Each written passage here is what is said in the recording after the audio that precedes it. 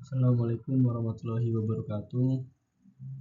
Perkenalkan, nama saya Zikra Wahyu Ramadana dengan NIM 22108020030. Di sini saya akan menyampaikan materi tentang ISO 56004, yaitu tentang asesmen, yaitu untuk mengukur dan meningkatkan inovasi. Jadi ISO 56004 bertujuan memandu organisasi dalam mengukur dan meningkatkan kemampuan inovasi mereka secara berkelanjutan. Dengan adanya standar ini, perusahaan dapat mengidentifikasi area perbaikan dan mengoptimalkan proses inovasi agar dapat bersaing di pasar yang semakin dinamis. Pentingnya penilaian inovasi tidak hanya pada pengukuran, tapi juga pada mendorong budaya dan proses inovasi yang berkelanjutan. Nah, di sini saya akan membahas prinsip dasar ISO 56004, proses penilaiannya, serta manfaat dan studi kasus implementasinya dalam dunia nyata. Nah, lalu aja ada yaitu mengapa penilaian inovasi ini penting atau ISO 56004 ini penting. Yang pertama yaitu untuk mengidentifikasi kekuatan dan kelemahan. Jadi penilaian memetakan aspek sistem inovasi yang berjalan efektif dan yang perlu diperbaikan, sehingga memungkinkan tindakan yang tepat sasaran. Kemudian ada meningkatkan efektivitas investasi, di mana perusahaan yang melakukan penilaian rutin dapat meningkatkan ROI inovasi hingga 20% dengan pemanfaatan sumber daya yang lebih optimal.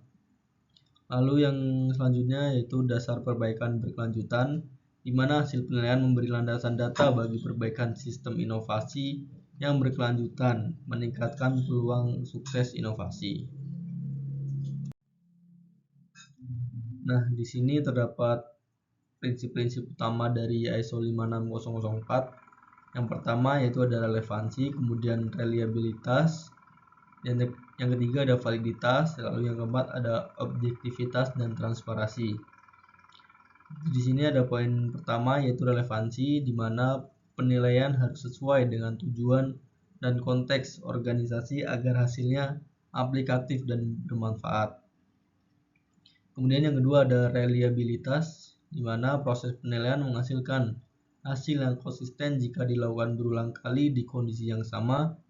Kemudian yang ketiga ada validitas, yaitu penilaian harus mengukur aspek yang benar-benar mewakili kinerja inovasi. Dan yang terakhir adalah objektivitas dan transparansi, di mana proses harus bias dan hasil harus jelas diinformasikan kepada semua pihak terkait. Nah, di sini ada proses penilaian ISO 56004, terdapat 5 tahapan. Yang pertama yaitu tahap perencanaan, yaitu menetapkan tujuan, ruang lingkup, dan kriteria penilaian yang jelas untuk fokus pada aspek inovasi yang relevan.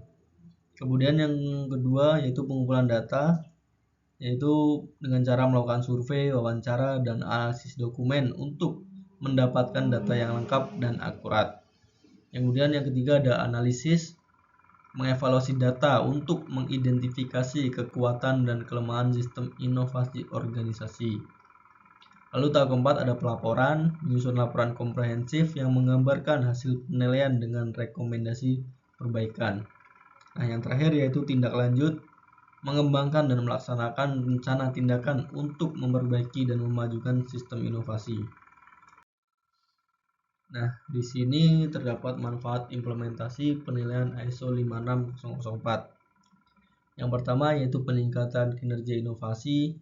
Misalnya perusahaan yang menerapkan ISO 56004 mengalami peningkatan paten hingga 15%, menandakan hasil inovasi yang lebih nyata.